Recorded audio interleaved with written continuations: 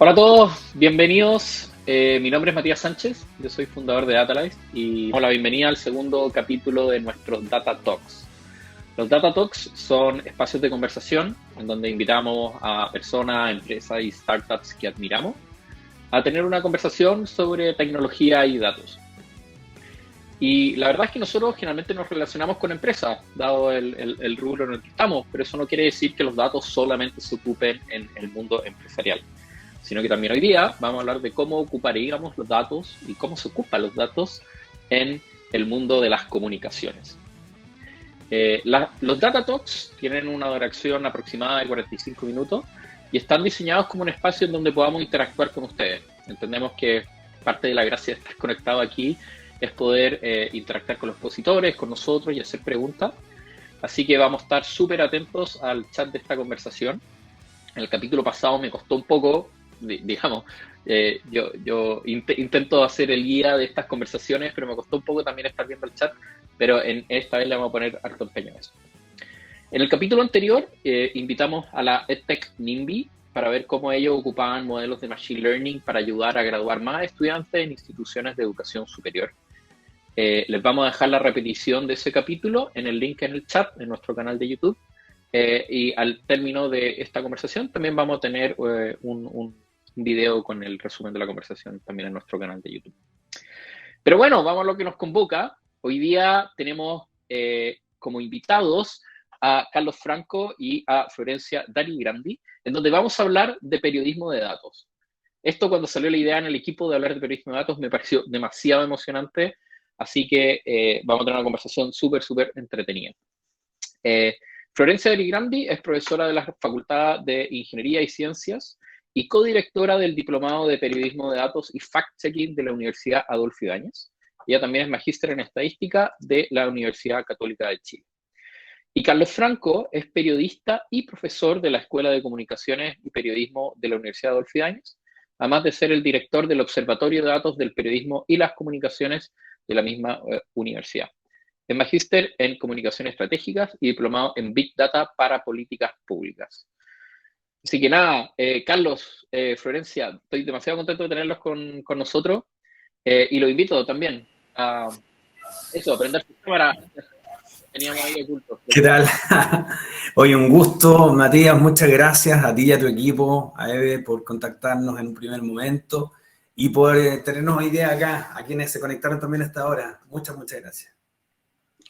Hola, me sumo a los agradecimientos de Carlos, gracias por la invitación y esperamos ser un aporte y que la conversación sea entretenida, a pesar de que Sí. sea un tema denso, pero puede ser muy entretenido también. No, al contrario, yo lo encuentro demasiado entretenido este tema. Y lo voy a decir al tiro, yo estoy un poco nervioso de este capítulo porque probablemente hay periodistas acá viendo el capítulo.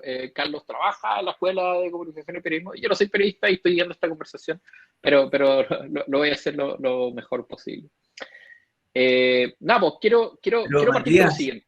Dime. Matías, matemos el miedo al tiro, porque a la inversa, los periodistas generalmente estudiamos periodismo porque arrancamos de los números. Entonces, tú vienes del lado de los números y hoy día nos conectamos entre la comunicación y los números en este episodio. Así que los dos tenemos ahí algo que temer. Claro, estamos todos invitados a salir un poco de la zona de confort, ¿cierto? Así es. Bueno, les cuento que en el verano tuve la suerte de poder leer el libro que Carlos y Florencia escribieron como coautores, que se llama Reportero de Datos. Este es un libro que está disponible de manera online y que también les vamos a dejar en el chat de esta conversación para que lo puedan ver. En este libro se habla de periodismo de datos y se habla muchas de las cosas que hay que hacer entre medio para poder hacer periodismo de datos de manera eficiente. Tiene toda una metodología, hay ciertos conceptos que del mundo de las tecnologías lo entendemos al tiro, pero me imagino que puede resultar un poco incómodos para gente del mundo de las comunicaciones. Pero para dar el inicio a esta conversación, me gustaría preguntarte a ti, Carlos, ¿qué es el periodismo de datos? ¿Cómo surge y cuáles son las principales diferencias con el periodismo tradicional? Bueno, el periodismo tradicional hay que recordar que lo que busca es relevar aspectos de la realidad, y la realidad es una cuestión que se establece en un marco. ¿Y por qué lo digo así? Porque finalmente la realidad que ocurre a 50 metros de aquí de mi casa difícilmente me voy a enterar de ella sino hasta que alguien la empaqueta, la convierte en una cuestión transferible, en un contenido que tiene un orden y que tiene unos límites. ¿Cuáles son los límites? Los límites que tiene el diario para escribir la historia, los límites que tiene el noticiero de televisión para presentarme la historia. Y esos límites también están dados por el trabajo del periodista o la periodista. ¿A quién consultó para construir la historia? ¿Por qué dejó fuera una fuente y por qué consideró otra? De ahí podemos decir entonces que no es una actividad perfecta y que pretende aterrizar, concretar bajo unos marcos, unos límites transferibles para que el público entienda la realidad. Y ahí nos vamos al periodismo de datos que funciona con las mismas lógicas. Pero yo hago una precisión ahí, yo te digo que el periodismo de datos para mí es periodismo de precisión. Nosotros tenemos periodismo interpretativo, tenemos periodismo de análisis, tenemos periodismo de opinión, esas son las columnas de opinión, tenemos periodismo informativo, el estrictamente informativo que te responde qué pasó, dónde pasó, cuándo pasó, ¿cierto? El de datos yo me atrevería a decir que es de precisión y considera los datos como fuentes entrevistables. Así como el otro periodismo puede entrevistar a un especialista o a un testigo en un accidente, pues bien aquí el periodismo de datos es de precisión y considera a los datos como fuentes entrevistables. Y así como hay que cuestionar a las otras fuentes, porque te pueden estar, comillas, metiendo el dedo en la boca con lo que te están diciendo, nosotros también tenemos que cuestionar los datos para ver que sean veraces, jerarquizar esos datos para ver el valor que tienen y luego ofrecerlos a públicos abiertos. Genial. Oye, me quitaste algunas citas que tenía un poco más adelante, pero me encanta este concepto del dato como un ente entrevistable. Vamos a hablar un poquito de eso un poquito más adelante. Oye, Carlos, y bueno, tú estás dentro del Observatorio de Datos de Periodismo y las Comunicaciones de la Universidad Adolfo Ibáñez. ¿Nos puedes contar un poco a qué se dedica este observatorio? Pueden entrar también ahí a observatoriodedatos.com y van a encontrar este trabajo que es un espacio donde trabajamos académicos y estudiantes de periodismo y comunicación, en el cual trabajamos periodismo de datos y fact-checking, esas dos líneas.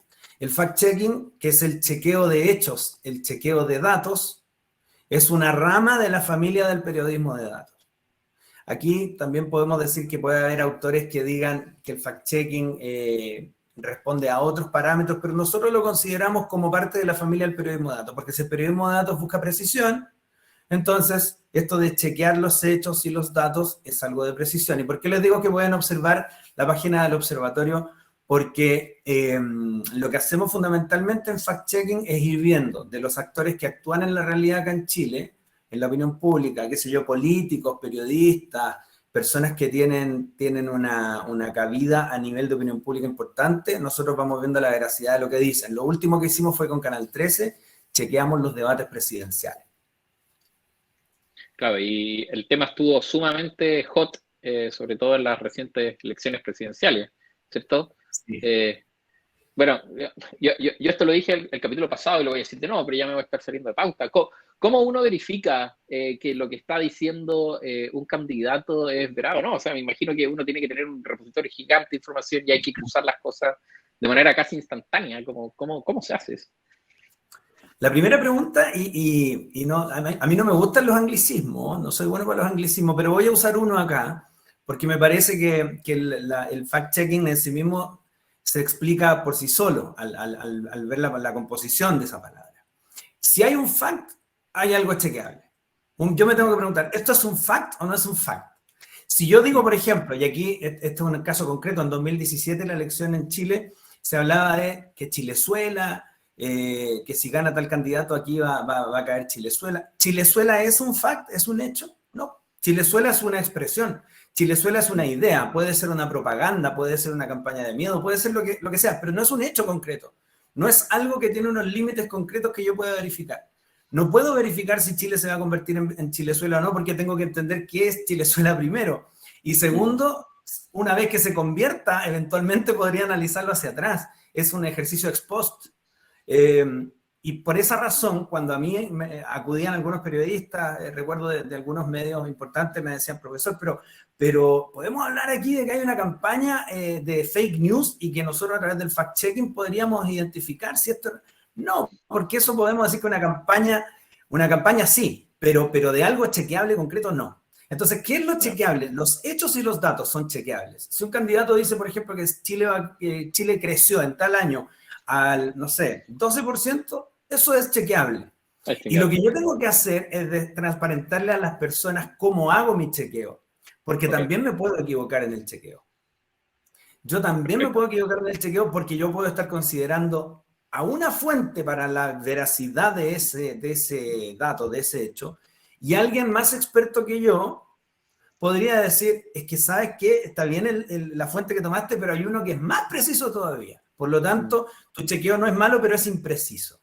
Y ahí es donde uno, en el ejercicio del fact-checking, lo que más tiene que apostar es por transparentar la metodología. Perfecto. Un equipo de fact-checking que no transparenta su metodología está mal. Claro, y también recuerdo la lección pasada, cuando Piñera muestra unos gráficos, creo que era de delincuencia, y sus datos eran veraces, pero igual fue tendencioso en la forma de expresarlos, como que esto quizás no es solo si es preciso el dato, sino cómo se muestra, ¿cierto? Y quizá ahí le puedo deslizar una pregunta a Florencia, como ¿es solo verificar o hay que hacer algo más sobre los datos? No, es que además ahí es donde entramos en la rigurosidad estadística de cómo construir un gráfico, porque ahí en realidad, como tú dices, el dato era correcto, pero él lo que hizo usó una escala incorrecta que hacía que el aumento de la delincuencia se viera mucho mayor de lo que realmente era. Entonces también ahí está el cómo yo uso los datos. O sea, el dato es correcto, pero tengo que preocuparme de usar las herramientas de manera adecuada para mostrar la veracidad de esa información y no confundir a mi espectador. Hay un tema que a mí me fascina y es que nosotros podemos decir que en general los chilenos somos analfabetos estadísticamente hablando, porque la estadística no es una disciplina que se enseña en los colegios hace mucho tiempo. Entonces tenemos que tener, a mí por eso me gusta trabajar mucho con los periodistas y siempre le he dicho a Carlos, bueno, yo hago clases en periodismo en pregrado y me digo que tienen doble pega, porque uno aprender ellos, no solo porque ellos tienen que aprender, porque hoy día un poco por lo que dice Carlos, la importancia del periodismo de datos, la relevancia que han tenido los datos en general, estamos viviendo en la era de los datos, ellos tienen que manejar eso, pero además tienen que saber manejarlo correctamente, porque si no pueden confundir a un público que no está muy formado en este ámbito. Exactamente, y en la pauta previa les comentaba que nuestra experiencia en algunas empresas va un poco por ahí también, como todo el mundo tiene que ser capaz de entender de estadística para saber distinguir qué está bien y qué está mal y cómo se muestran las cosas y no caer en las tendencias que quizás engañan, ¿cierto? Además que, o sea, yo creo que, perdona Matías, lo que estás diciendo tú ahora es súper importante porque la estadística pasó a ser un lenguaje más. Ya no puede ser privilegio de algunos, o sea, hablemos de niveles, pero para mí es un lenguaje que todos debiéramos poder hablar en un nivel mínimo, ¿sí? Buenísimo, muy de acuerdo, sobre todo con el bombardeo de información que tenemos hoy en día, hay mucha información a mano. Y en línea es lo mismo. ¿Cómo educamos a periodistas hoy en día para que puedan ser periodistas de datos y tengan ese lenguaje en la mano, ¿cierto? ¿Cómo se debería hacer? ¿Cómo se hace hoy día? No sé qué parte. Sí. Me imagino que es una pega gigante. O sea, el periodismo yo lo veo totalmente lejano a los números, ¿cierto? Sí, yo te voy a dejar a ti la pregunta, Flo, porque creo que la parte más interesante está justamente en hacer que ese lenguaje que es la estadística la entendamos los periodistas como un lenguaje que me ayuda a construir esas historias. Porque es como el inglés. Oye, el inglés es importante porque si eres un periodista, ya sea porque tienes que entrevistar a una fuente fuera de Chile o un extranjero llegando a Chile, vas a necesitar o tienes que traducir, pero es un lenguaje que te ayuda. Y de pronto la estadística le hemos dado la espalda durante mucho tiempo, o le dimos, porque el periodismo de datos lleva un buen tiempo allá con nosotros, sobre todo desde la ley de transparencia acá en Chile, la aprobada la 20.285, lleva un tiempo bueno con nosotros acá. Pero yo creo que Florencia es la que cruza ese puente. Bueno, lo primero es cruzar la barrera porque no sé si lo mencionamos, pero muchos periodistas estudian periodismo porque no quieren saber nada de los números. En Chile como que hay una tendencia que yo he observado y es como que nos dividimos entre los que somos buenos para los números y los que somos malos. Y entonces como que la primera barrera es ¿por qué si yo estoy estudiando periodismo porque no quería saber nada de los números voy a tener estadística? Y esa es la primera barrera que siempre tengo que cruzar. Y hay como yo siempre digo, hay como una buena noticia y es que en realidad la estadística no necesariamente, o sea, no es matemática.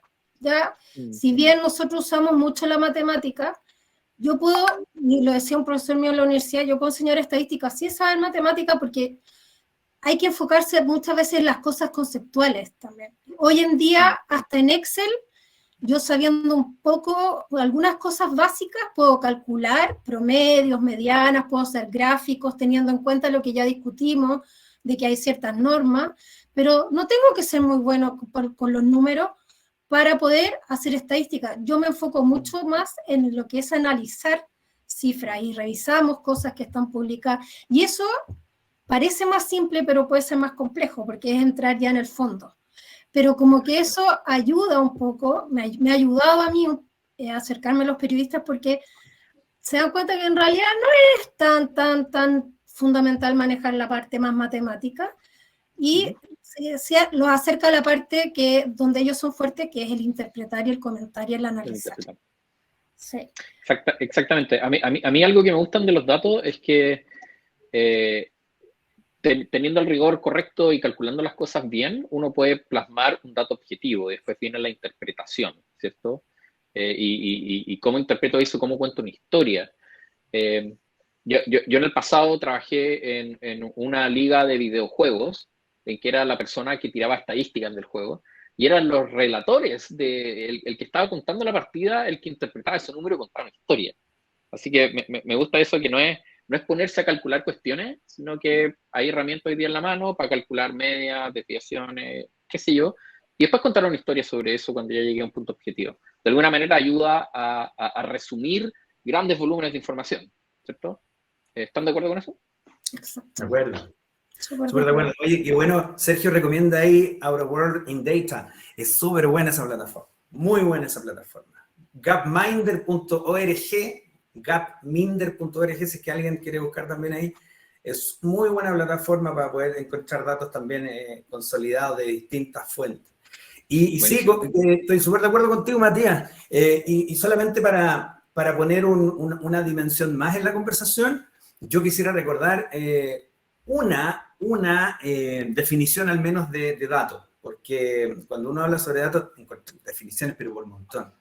Y de hecho por ahí había un investigador que no voy a citar porque no recuerdo bien su apellido, pero en un paper académico decía que eran tantos mundos y definiciones como académicos consultó sobre datos. ¿Qué eran datos? Y 146 definiciones, pero lo que a él le hacía más sentido es una representación. A mí me gusta eso porque si lo vemos desde la estadística podemos decir, ¿es una representación de calidad este dato? ¿O es una mala representación? ¿O es una representación mahoma? No sé. Y desde el periodismo nosotros podemos encontrar una cuestión interesante porque una representación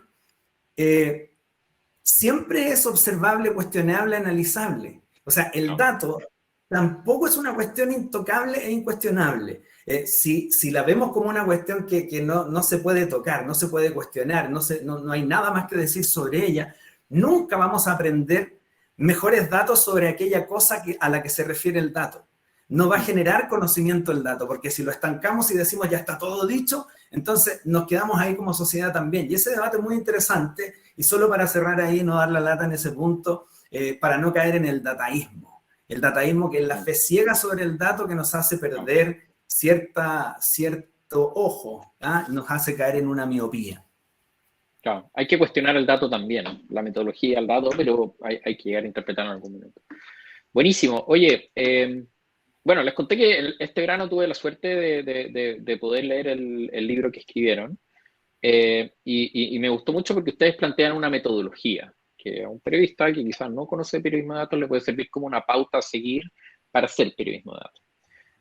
No voy a entrar en detalle en toda la metodología, pero quiero exponer que el primer paso que define la metodología es definir el tema, definir el foco y los objetivos de la investigación. El segundo paso es identificar las fuentes de información relevantes para el tema que quieren tocar.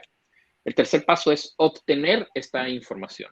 El cuarto paso es analizar estos datos. Y el quinto paso es la construcción de la historia, ¿ya? A mí me parece totalmente coherente esto, como sin ser periodista de datos, lo veo de afuera y lo entiendo, porque es muy parecido a lo que hacemos nosotros como trabajando con empresas, ¿cierto? Pero me gustaría detenerme en el paso 3 y el paso 4, que a opinión personal creo que ahí es donde está harta carne y donde nos pasamos ya full al mundo de los datos, que es cómo obtenemos los datos y cómo los analizamos. Entonces, en la obtención de datos ustedes hablan de wobbing, de scrapping y de crowdsourcing. ¿Nos pueden hablar un poco más de esos métodos para, digamos, alguien que está acá diga, bueno, ¿qué son estos términos tan raros? A mí no me parecen tan raros una vez que uno tiene una explicación, ¿cierto? Pero ¿qué es wobbing, qué es scrapping y qué es crowdsourcing? Wobbing viene de WOB, que es como la palabra clave o la sigla clave de la ley de transparencia en Holanda. Ley de transparencia. ¿Qué quiere decir eso entonces? Que la transparencia nos permite acceder a ciertos datos. El wobbing es, acá en Chile, yo me tomo de la ley 20.285 que establece transparencia activa, es decir, las entidades, las instituciones que están obligadas por ley de transparencia a entregar información lo hacen de forma activa, qué sé yo, Codelco, los sueldos de sus directorios, las ganancias, qué sé yo. TVN, Metro, no sé, por nombrar alguna, de empresas públicas estoy nombrando, pero también instituciones del Estado. Y la otra es por solicitud, o pasiva, o reactiva, que responde a los ciudadanos y las ciudadanas escribimos un correo, llenamos un formulario y solicitamos información para que se nos entregue. Esa es una forma. El wobbing, en definitiva, es buscar de esa manera los datos. Y ahí hay un pariente del wobbing, que yo lo meto en la misma familia, en el mismo espacio, que es el dato abierto, que no es porque el Estado te obliga a hacerlo, sino que responde a una cultura de abrir los datos y de responder a eso, ¿cierto? Entonces, cuando nosotros tenemos los datos accesibles, abiertos a nosotros, estaríamos hablando de wobbing. El crowdsourcing lo voy a dejar al final en realidad porque es una definición que requiere un poquitito un detalle. El scraping o scrapping en realidad es raspar datos de manera automatizada. Yo podría tomar con una hoja de cálculo de Google, de Gmail, ¿cierto? Podría perfectamente automatizar con ni siquiera un código, le doy una instrucción muy sencilla a la hoja de cálculo para ir extrayendo a diario los datos que publica el MinSal para poder enterarme de la actualización de personas contagiadas por COVID. Si mi trabajo diario fuera tener que almacenar esos datos, yo podría automatizarlo. Solamente dejando el link arriba en la hoja de cálculo y después le doy un par de instrucciones con una fórmula y todos los días me va a entregar los datos. Entonces, eso es scrapear, eso es raspar. Yo los saco de la web y los tomo para mí. No es ningún pirateo del tipo de Deep Web ni nada así como de la Internet profunda o algo ilegal que alguien tenga miedo, ¿no?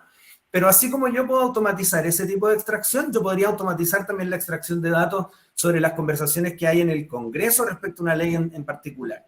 Lo voy a ver desde el periodismo. Si desde el periodismo yo necesito investigar quiénes son los parlamentarios que son más coherentes con lo que dicen y lo que hacen en el Congreso frente a la ley de pesca, por ejemplo, extracción de, no sé, sardina, estoy inventando. Yo lo que podría hacer es programar la extracción de tal manera que poniendo ciertas claves de la página web y de cómo está organizada, poder sacar todas las conversaciones de los diputados de la Comisión de Pesca que están hablando sobre ese tema. Y luego lo convierto, ese dato que no es estructurado porque son palabras, lo convierto en un dato estructurado en un segundo paso. Y en el dato estructurado, a través de tablas, yo voy estableciendo relaciones. Y ahí saco algo. Eso lo puedo hacer desde el periodismo para publicar, no sé, cuál es el diputado que se vendió al sistema o a las pesqueras para poder aprobar una ley. Pero si yo soy una empresa interesada, en esto, desde la comunicación estratégica, ya no del periodismo, la comunicación estratégica, yo podría ver cuáles son los policy makers, los políticos que están haciendo políticas más afines a mí o menos afines a mí o que más pueden afectar a mi industria o no. Y bueno, hay un montón de bajadas más. Y lo tercero es el crowdsourcing, que yo le pido a una comunidad que me colabore en el análisis de los datos. Maravilloso. Oye, deteniéndonos un poco en el scrapping, que es algo que nosotros curiosamente hacemos mucho. eh, Algo que en una época hicimos es que nos metíamos con un robot todas las noches a portal inmobiliario, descargamos todas las publicaciones y después podíamos construir una línea de tendencia con la historia del precio metro cuadrado en Providencia y cómo ha cambiado en el tiempo, ¿cierto? Eso requería harto de programación. Básicamente hicimos software para que recorriera una página y lo centralizara en una base de datos, que son temas como medios complejos. ¿Cómo se aborda eso para poder hacerlo efectivamente? Porque una cosa es enseñarle estadística a periodistas, que me parece que eso ya es complejo. Enseñarle programación y scrappers, me imagino que es una montaña rusa de emociones, ¿cierto? ¿Cómo se aborda? Sí, hay un profesor de periodismo de datos muy importante, un periodista británico, Paul Bradshaw. Lo nombré tal como se deletrea el apellido, Bradshaw, con W. Paul Bradshaw ha publicado libros donde habla sobre cómo entrenar a periodistas en scrapping sencillo, para que después aquellos que se quieren aventurar, que le encuentran sentido a esto, salten y den el paso. Entonces yo les recomendaría buscar literatura de este señor en Kindle, en Amazon van a encontrar ahí mucha cosa interesante. ¿Cómo hacerlo? Partir por ahí, partir por el scrapeo sencillo. Eso mismo que yo les daba como ejemplo, a través de una hoja de cálculo de Google, poder scrapear un tipo de dato que es tiene una acción automática muy sencilla, muy simple, pero entender el principio de esa puerta que yo abro y hasta dónde puedo llegar. Y lo otro es que hay que mirar también dónde están, más allá de dónde estamos nosotros en Chile, dónde están los países desarrollados. Y nosotros publicamos en el mismo reportero de datos un artículo que se llama Periodismo se escribe con R, porque nos dimos cuenta nosotros que algunos medios internacionales estaban pidiendo periodistas entrenados en R, un programa que es un programa estadístico, pero que sirve para hacer justamente código que te sirve para acciones como por ejemplo un scrapping. Y ahí aterrizo por si Florencia quisiera comentar algo en esa dirección, pero tenemos muy buen profesor en el diplomado en periodismo de datos y fact-checking que se encarga de esa pega. Nosotros, como tú mencionabas, Matías, somos codirectores de ese programa y Florencia es la persona a cargo de esa área, que es la de ingeniería, donde hay un profe que se encarga de eso, con Python específicamente. Perfecto, sí, pues entonces, efectivamente a mí, como trabajando en la industria, me llamó mucho la atención el título del capítulo me llevó para allá rápido, ¿cierto? Por mi sesgo de que muchas veces me preguntan o Python o R, SQL, etcétera. Entonces, que hubiera ese algo de código en el libro me gustó mucho. ¿Nos podría contar un poquito más, Florencia, de eso? Como, ¿qué es ese R para periodista? En palabras simples, ¿qué es R? Bueno, son guías, como dice Carlos, guías para simplificar un poco lo que es la programación. Ahora nosotros, para los periodistas, ahora nosotros, como dice Carlos, en el diplomado, curiosamente no enseñamos R, sino que enseñamos Python, y la razón fundamental es porque los profesores después de scrapping y se me escapa, ¿qué es lo que se enseña John después? Scrapping y X-Mining. Ellos trabajan en Python, pero lo que pasa es que tenemos un profesor que en realidad su filosofía es que y tú lo debes saber súper bien, Matías, que en el fondo son lenguajes. Al final lo que él enseña es cómo estructurar algoritmos, y si yo sé estructurar un algoritmo en Python, el día de mañana lo puedo estructurar en R. Lo que pasa es que la ventaja que tiene R sobre Python es que ya tiene muchos de los análisis estadísticos incorporados, cosas que Python no tiene, pero entiendo que ya uno puede bajar ciertos paquetes y lo tienes, pero eso digamos que es una de las ventajas sobre la otra, pero es muy, muy orientado a lo que es como la receta de cocina. A mí me enseñaron a programar en la universidad como esto es una receta de cocina, y así trabaja, en esa línea trabaja este profesor con nuestros estudiantes, y la verdad es que hace un crack, ¿no? Fue un éxito total, sí. Claro, de hecho, en el mundo de datos profesionales está la pelea si R o Python, y muchas veces me preguntan eso, y digo, bueno, da lo mismo, son herramientas, es un lenguaje que te ayuda a un propósito. Ahora, Python es un lenguaje multipropósito y páginas web o aplicaciones como Cornershop están escritas por completo en Python, que no se puede hacer con R. R es un poco más específico en el mundo de la Exacto. estadística, la visualización, pero es una herramienta. A mí me han preguntado también si los ingenieros nuestros debieran saber Python o R, y para mí hoy en día ambas son súper necesarias, por lo que te contaba de que R ya tiene muchas cosas estadísticas incorporadas, pero Python te permite más flexibilidad en ciertos aspectos. Exactamente. Pero son herramientas para un fin, al final. Exacto. Y es más importante el propósito de lo que uno quiere hacer. ¿Y cómo se rompe con la barrera de que el periodista esté dispuesto a aprender R? O sea, hay ingenieros que les intimida esto de Python R. Me imagino cómo es con periodistas. O sea, aquí nos faltó el profe de computación, el Rafa, pero yo creo que, bueno, lo que pasa es que en general, esto lo enseñamos nosotros en el diplomado, nos enseña en pregrado, y en general el estudiante él o la estudiante que se acerca al diplomado viene con esa inquietud.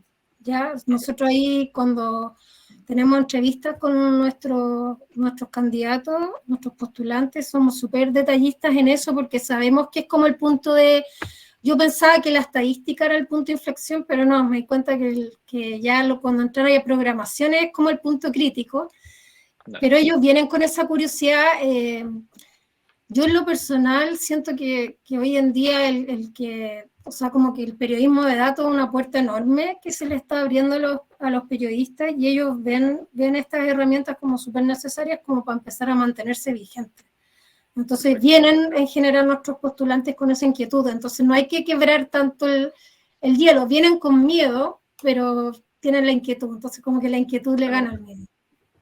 Sí, de hecho hay hartas charlas que hablan sobre que todo el mundo debería saber programar, porque no es rocket science la cuestión, es una forma de estructurar ciertas acciones y es bueno romper el hielo. Ese es el lema de nuestro profesor, tal cual, que esto no es rocket science. Bacán. Sí, sin conocerlo, llegamos a la misma conclusión. Exacto. Es que en la parte individual, claro, probablemente los ingenieros tienen muchas más... Tú mencionabas que a algunos ingenieros no les da mucho sentido tampoco aprender Python o R.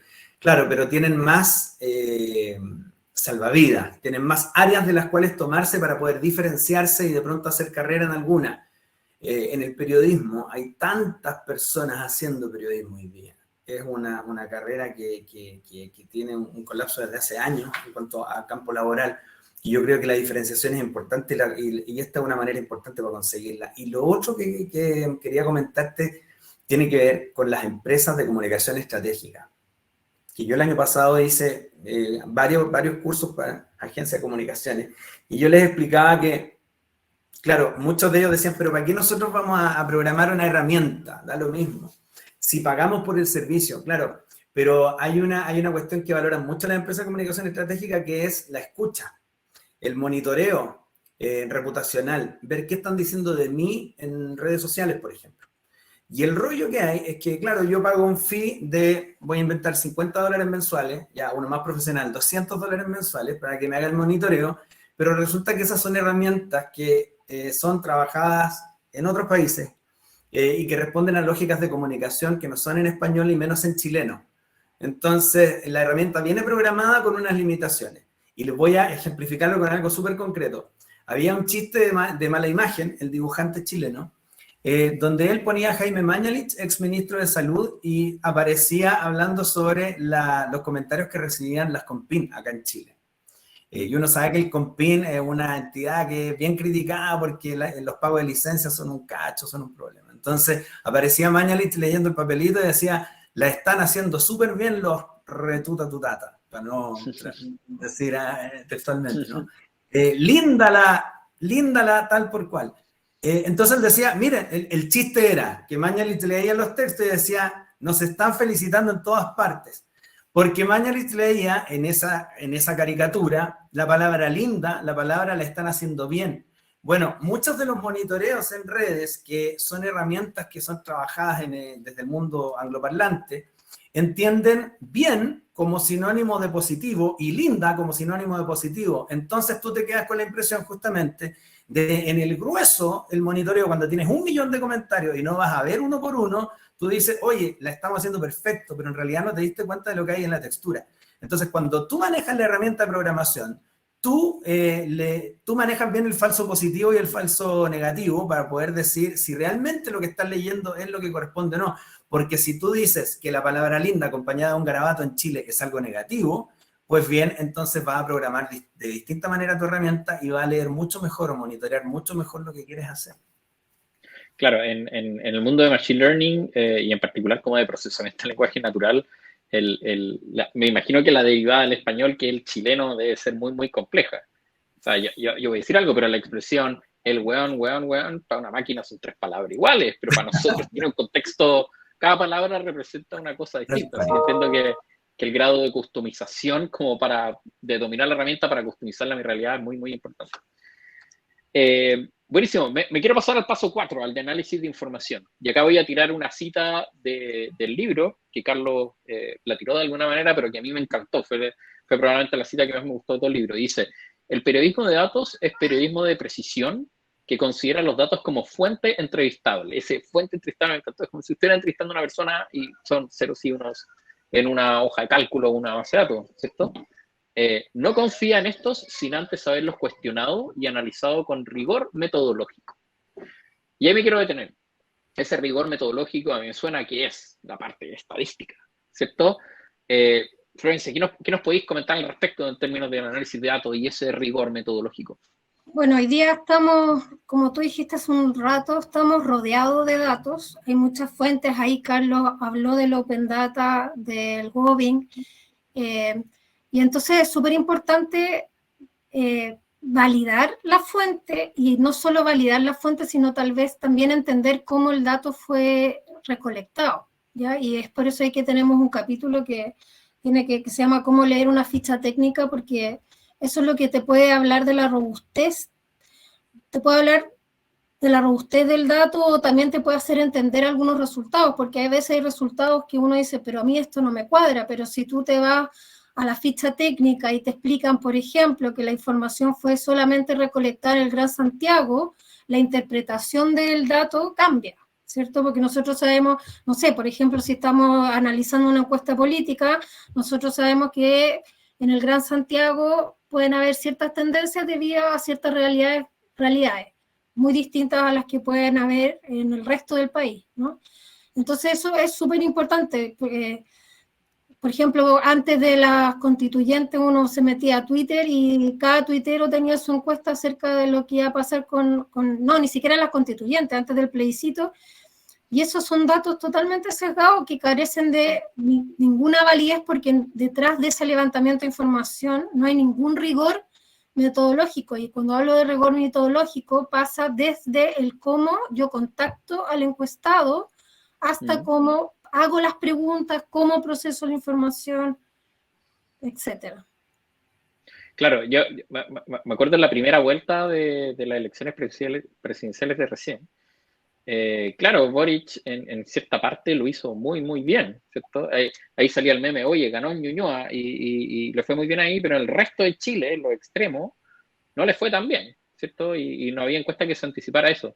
De hecho, yo actualmente estoy viviendo en el sur de Chile y yo no vi a Boric, básicamente, como había otra realidad que no se alcanzaba a hacer y era la realidad que no se veía en Twitter. Me diría que la primera parte de este rigor metodológico es entender muy bien mi fuente, ¿cierto? Exacto, además que si hablamos de Twitter, Twitter es súper de nicho. O sea, ¿qué porcentaje de los chilenos usa Twitter? No es representativo para nada de nuestra realidad. Entonces, pero claro, ese es un caso extremo, pero por eso es súper importante entender el cómo fue recolectada la data, entender porque hay métodos de muestreo que son estadísticos y hay otros que no, tienen distintos, y no es que sean inválidos, sino que tienen distintos fines, pero eso te cambia en la forma en que tú lees el dato, o el alcance que tiene el dato también. Sí.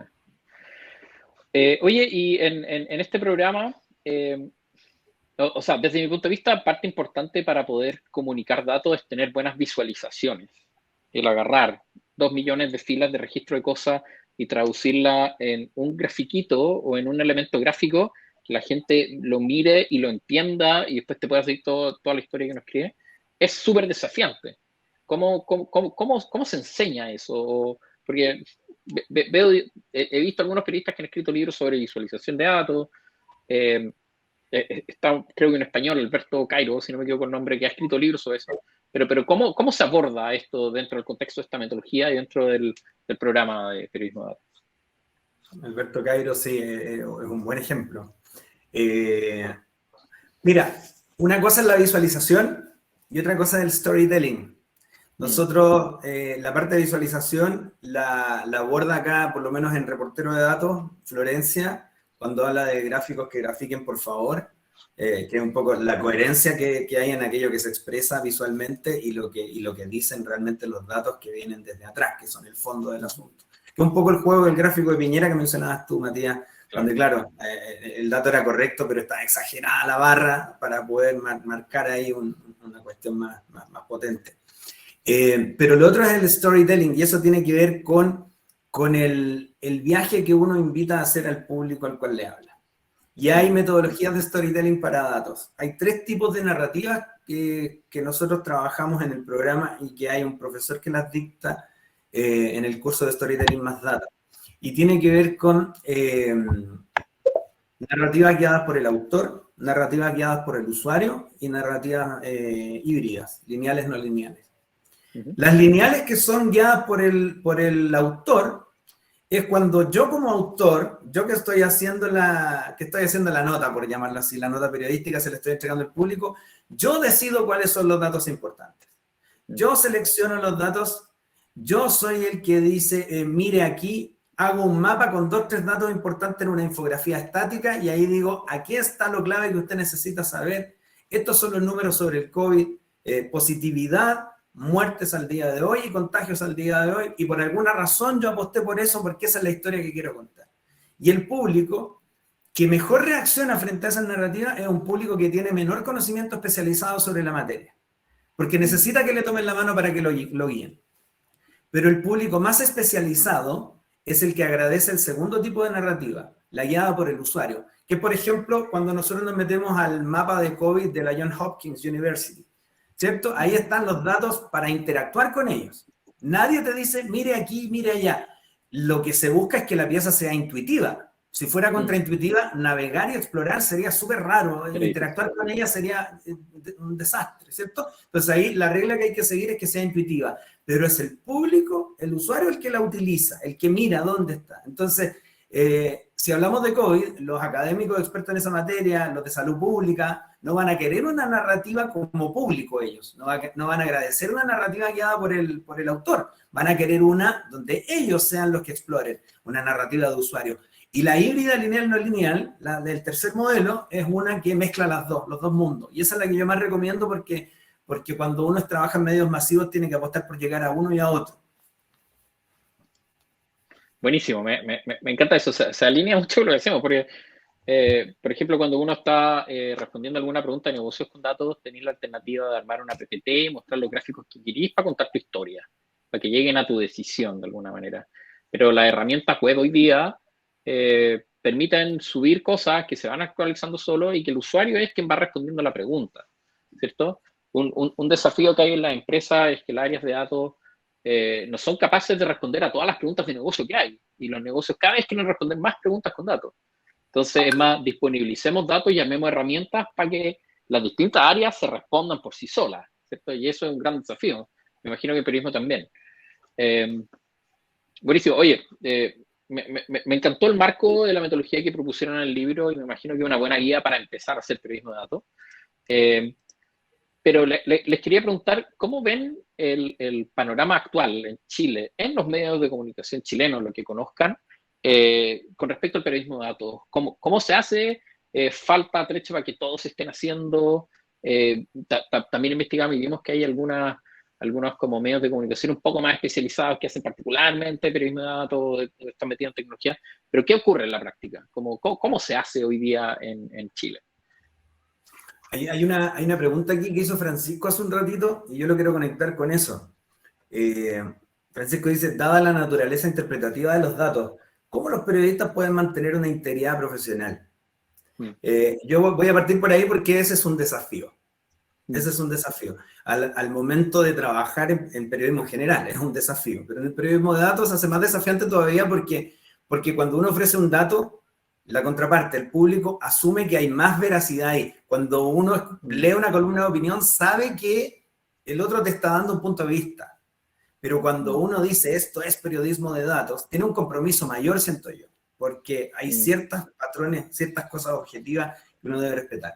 Para responder a Francisco, ¿cómo hacerlo? Honestidad. Esa es la palabra clave, honestidad. Así como las cajetillas dicen el tabaco puede producir cáncer, uno debiese aspirar a que los medios declararan con mayor convicción. Si usted lee este diario habla desde la derecha, si es que lo queremos decir así en sencillo. El viejo ejemplo para un mismo dato, miren, un mismo dato. En el trimestre inicial, el desempleo estuvo en 7%. Y en el segundo trimestre del año, el desempleo estuvo en 7%. Hagamos este ejercicio. Un medio oficialista tendría que decir, no sube el desempleo. Porque es cierto, no subió el desempleo. Es real el dato, ¿no? Un medio de oposición va a decir, no baja el desempleo. Porque es cierto, no baja el desempleo. Los énfasis son distintos, pero el dato es el mismo. Y un medio, ya vamos a decir neutral, no sé qué tan neutral se puede ser, pero un medio neutral va a decir se mantiene el desempleo. Entonces, esa es la diferencia. La decencia, el acto de decencia está en no trastocar el dato, pero sí tener una mirada, un punto de vista o un énfasis editorial que sea transparente y acorde a lo que uno declara. Si el día de mañana el Mercurio va a cambiar su línea editorial sin decirle a nadie, eso sí que sería un engaño.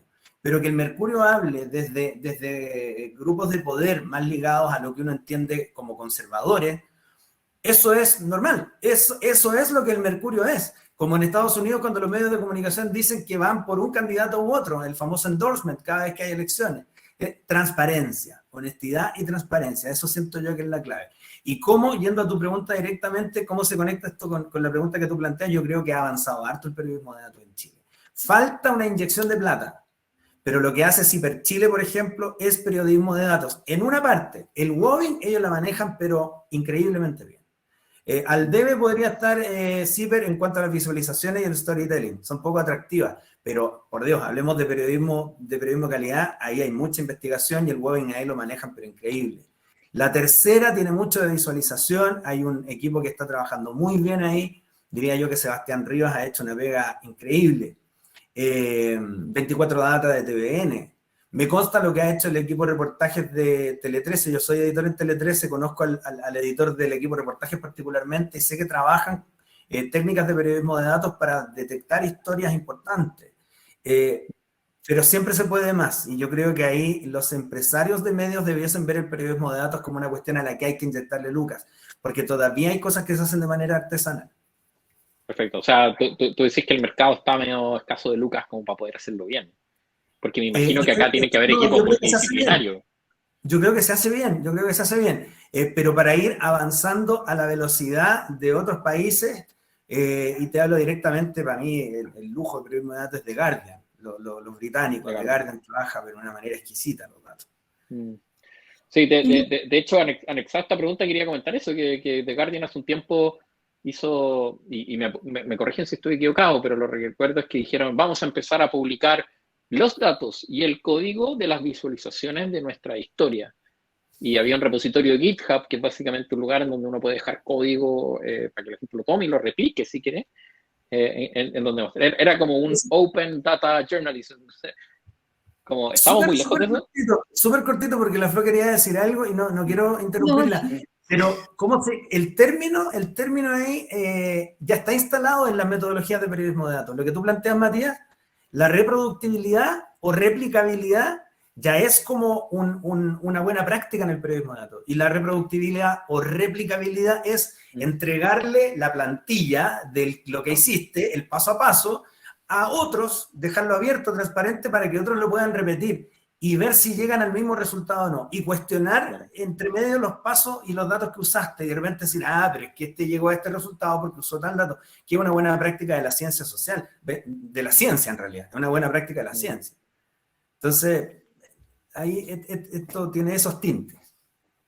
No, es que yo quería decir ahí que yo creo que Matías le diste en el clavo en algo que es la interdisciplinariedad, que yo creo que en Chile en todas las áreas estamos como cortos en eso. Yo creo que tiene que ver con las estructuras de las universidades hoy en día, ¿no? Que somos como que estudiamos ingeniería, no es como las universidades gringas o norteamericanas que uno elige un set de ramos y te va a ir como formando. Aquí es como que uno entra a estudiar algo. Y yo creo que, de hecho, no sé si, no me atrevería a decir que somos el único, ahí Carlos me puede corroborar, pero somos de los pocos programas en Chile que son dictados por una escuela de comunicación y periodismo y una facultad de ingeniería y ciencias, es algo súper poco común. Y yo creo que no es solo algo que se da en el periodismo y las comunicaciones, sino que transversalmente yo creo que en Chile carecemos de equipos interdisciplinarios y hay que trabajar en esa línea. Sí, oye, yo estoy sumamente de acuerdo con eso. De hecho, hace harto tiempo, bueno, yo salí de la Universidad de Chile, estuve en la Facultad de Economía de la Universidad de Chile, que de alguna manera le dicen la princesita a la Chile porque es súper distinto a su vecino y es súper distinto a la otra escuela. Y en esta entrevista, como la experiencia que podría mejorar es que uno no se ve con otras escuelas, o se ve muy, muy poco. Eso es la formación universitaria para cualquier carrera, no solo periodismo, sino que las ingenierías también tienen un poco de eso, ¿cierto? Pero en particular, de lo que hemos hablado, me suena que la interdisciplinariedad, me suena que es muy importante en los equipos de periodismo de datos, porque efectivamente no todos los periodistas van a aprender Python a nivel que pueden scrapear un sitio web todos los días, ¿cachai? Entonces me imagino que una mezcla de ingeniero, estadístico y periodista, y es una mezcla que uno busca en una persona a veces, pero que es difícil, pero que es bueno que hayan equipos variados. Yo asumí que... Dale. No, perdón, Carlos tiene la otra experiencia, porque Carlos le ha hecho storytelling a ingeniero. Dicta clases en el Magíster de Data Science de la Universidad Adolfo Ibáñez, entonces también ahí está la otra contraparte. O sea, ¿por qué los ingenieros de repente se quedan solo con el dato, el número, y no saben cómo expresar sus resultados? O sea, no miremos solo un lado de la moneda, es ambos lados, ¿sí? De todas maneras. Sí, el consejo sería, si todo es importante, entonces nada es tan importante. Porque el gran rollo que yo tengo ahí es que les digo, chicos, no, ni siquiera chicos, si son profesionales, son gente grande, ya, releven una cosa o dos. ¿Cuáles son las dos cosas o la cosa más importante? Piensen que los periodistas titulamos. ¿Con qué titularían ustedes? Eso es lo más importante. Es que, profe, todas estas cosas son importantes para el negocio. Entonces digo, ok, yo entiendo, si nosotros estuviéramos haciendo un modelo de minería de datos de CRISP, que es para poder analizar un problema en el negocio y poder llegar después a unos resultados que yo voy modelando datos y haciendo toda una cosa circular, ¿cierto? Para ir mejorando el propio modelo. Ya, eso es una cosa, pero aquí pensemos en comunicación. Esto no es un CRISP, esto es comunicación. Tú tenés tus resultados y dime tú, ¿cuál es el más importante? Es que este igual es importante, pero ¿cuál es el más importante? Y esa cosa que parece tan sencilla es la más dramática, porque eso es lo que va a convertir en pirámide todo lo que sigue hacia abajo, donde en la cúspide va a estar lo más relevante de todo, y creo que ahí nos cuesta desapegarnos, nos cuesta hacer ese corte.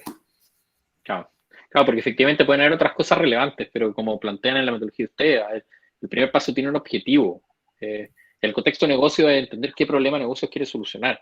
Y claro que pueden aparecer otras cosas interesantes en el camino, pero para ese problema o para esa historia que quieren contar, hay una o dos cosas que pueden ser las más relevantes.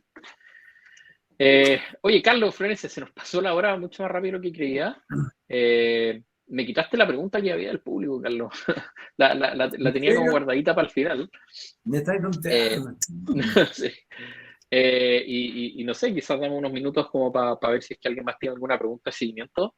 Pero algo que me gusta mucho de haber estado como planificando este capítulo y leyendo los libros y hablando con ustedes, es que efectivamente hay muchas cosas parecidas a las que hacemos como en el mundo de BI, que es como análisis de datos en el contexto empresarial, que se repiten acá. Es básicamente lo mismo, pero con otro objetivo. El objetivo de resumir muchos datos, como decir, bueno, agarremos qué político está haciendo más corrupto según su ideales, vamos, recolectemos datos haciendo mobbing, analicémoslos después, armemos una visualización y contemos una historia. Es muy potente y creo que hay que tener harta responsabilidad ahí de no armar una historia que cuente tu historia, o sea, de no armar un relato que cuente la historia que tú querís nomás, sino que tratar de ser objetivo con eso. Sí, oye, Sergio Peña ha estado súper activo en el chat. Grande Sergio.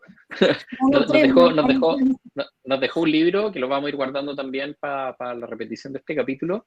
Y respondiendo a su pregunta dónde vamos a revisar el video, va a estar en nuestro canal de YouTube y les vamos a mandar un correo. Bueno, ahí Eve nos puso el canal de YouTube de Datalize para ir compartiéndolo. Sobre lo que tú planteas de la metodología, yo quisiera ahí presentar un consejo que es como que nos puede servir a todos, independiente de la naturaleza de quienes están viendo en vivo o después grabada esta charla. La diferencia entre tema y foco, que es una cuestión que a los periodistas, con todo el entrenamiento que tenemos, nos cuesta mucho, pero el tema no es el foco. Entonces, ya, ¿qué historia me traes? Las ISAPRES, ya, pero las ISAPRES es un tema. Y el mismo ejemplo que damos en el libro, en Reportero de Datos, como un tema. Sí, pues las ISAPRES, hay muchas cosas sobre las ISAPRES. ¿Cuál es tu foco sobre las ISAPRES? Chuta, ya, el modelo de negocio de las ISAPRES, perfecto. Y eso te va a permitir hacer un embudo donde tú vas enfocando realmente hacia dónde quieres. Ya, ¿y el objetivo cuál es? Describir el modelo, ok, ese es un objetivo. ¿Cuál es el segundo objetivo? Chuta, el segundo objetivo es ver si es que se incurre en una falta, no sé, en integración vertical, listo. El tercer objetivo es ver si el negocio, cuáles son las ISAPRES que más ganan plata, perfecto. Y ahí tú vas viendo realmente hacia dónde vas, porque si ¿por qué soy tan majadero en eso? Porque si en el punto de partida de tu trabajo tú presentas un tema que es una cuestión abierta y no está enfocada, lo que venga después va a ser súper difícil de depurar, de editar, de filtrar, de determinar qué es lo más relevante. Si no estableciste un camino relevante al inicio, al final la carga va a ser muy pesada. Claro, podéis terminar en cualquier lado. Perfecto. Oye, sí, ahí Omar sí nos dejó una pregunta. Nos dice, además del periodismo de investigación, ¿dónde más es común utilizar datos en periodismo? Me imagino que hace referencia a periodismo de datos, periodismo de precisión, pero el periodismo, ¿es común que ocupe datos además de eso? No me atrevo a decir que sí, ¿no? Sí. O sea, todos los días en el periodismo más básico se utilizan datos. Lo que pasa es que aquí uno hace la diferencia porque lo que se quiere hacer es un énfasis en un tipo de metodología. Pero en realidad, en rigor, un periodista podría decir, oye, pero en periodismo informativo, un periodismo informativo es el periodismo del día a día, donde te dicen, por ejemplo, ya, ¿cuáles son los datos hoy día, 21 de febrero, del COVID? Y ahí estamos llenos de datos. Sí, tienes razón. Eso es periodismo de datos también y es informativo. Alguien en el periodismo interpretativo puede decir, ya, yo voy a interpretar el desempeño de Joaquín Niemann el fin de semana en el golf a partir de datos que me van a hacer compararlo con otros golfistas. Y entonces voy a decir, interpreto que es el mejor de su generación. Eso es una interpretación mía, pero está basado en datos. Por cierto, también hay datos ahí. Y otro va a decir, bueno, pero ya abrimos la puerta entonces al periodismo deportivo. Y claro, yo siempre digo, el periodismo deportivo es el que más datos usa. Les encanta la estadística. O sea, hasta la estadística es necesaria. Cuando entra un jugador y dicen, este es el único jugador que utiliza cordones rojos en el pie izquierdo cada vez que entra a jugar contra Colo-Colo. Y una estadística que uno puede decir, pero es irrelevante. Bueno, todas las estadísticas las manejan los periodistas deportivos.